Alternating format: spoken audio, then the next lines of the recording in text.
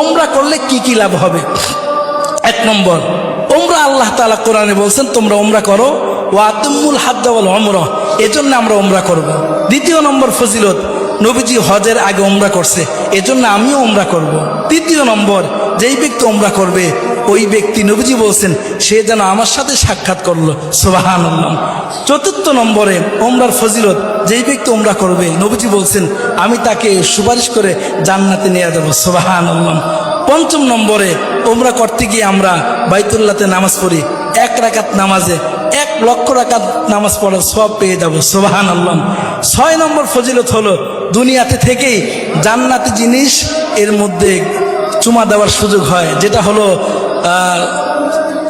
আসওয়াদ পাথর, হজরে আসওয়াদ, এর মধ্যে চুমা দেওয়ার সুযোগ হয়।